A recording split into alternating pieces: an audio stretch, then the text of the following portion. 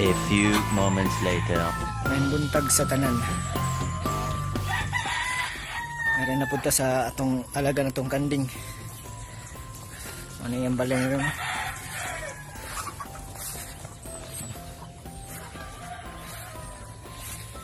Yung paggawas na dyan nila.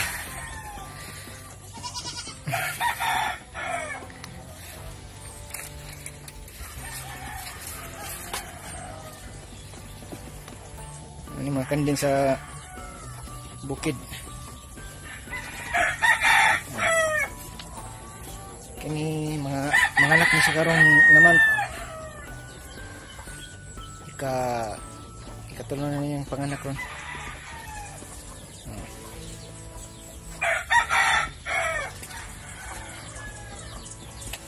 Yan siya.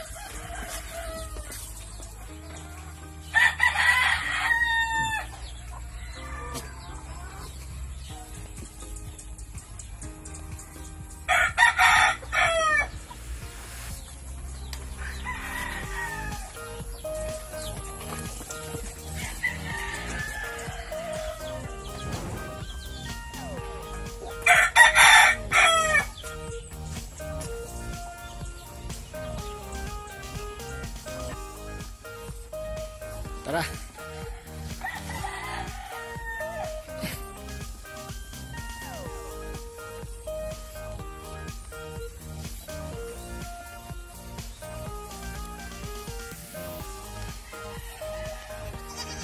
yung tinggawas sa kong rasa, alas 10 sa buntag.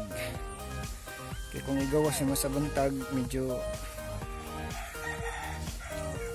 magkakuan sila, magkalibang kay tungod sa moist sa sagbot. Ano sila? Ano lang payag. Ipuson ni siya magabi. Guys. Yaninot kailang kaon basta tinggalas 10 ilang gawas.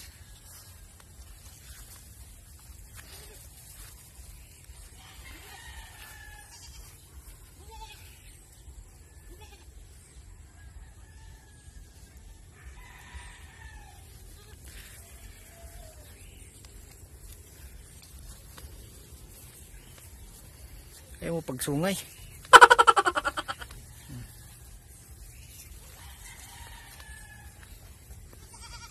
Pero gahonon, daot yan siya. Gikan siya sa iyong pagpanganak.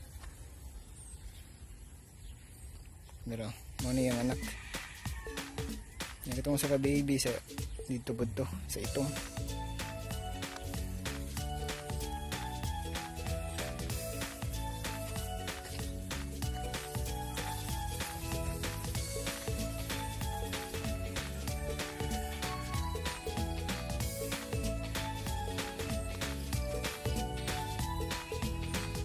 Kailangan ito higot kay daghang kay mga tanom diri sa bukid, kasala ta.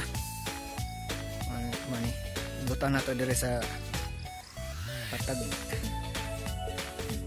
Ya medyo presko pa ang kuan, mga sagbot. Diri. Tanong view diri guys, oh.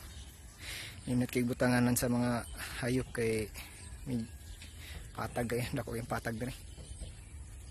Ano siya? Ano siya guys? Dili na kagbutan ng mga kanding na basta igaw siya tag alas 10 sa buntag, dumdumon gina sila. Kanawa. Lami kay mudag ka no. Na sila guys. Ito sila.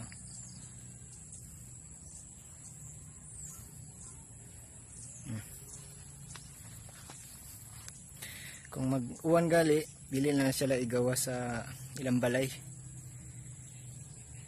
Kay magluya sila og kuan, kontra kay ni sila sa ulan. Man siya. Medyo nindot kaya tong panahon karon. Dili init. Ano siya?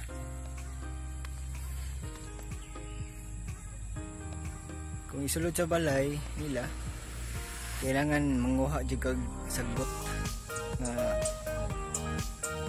kanang kanunon din nila.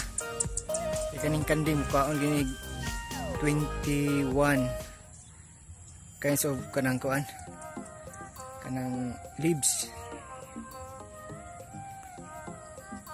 Yes, mangan siya.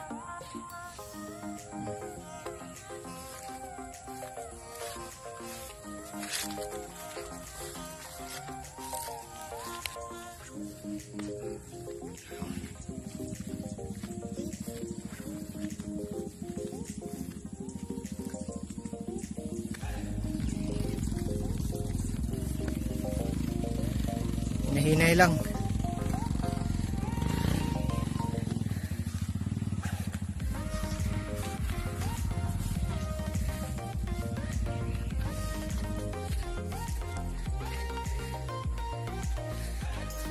Ano siya guys?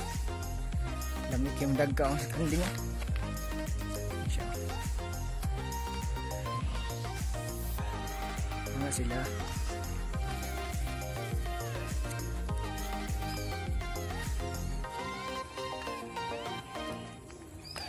So,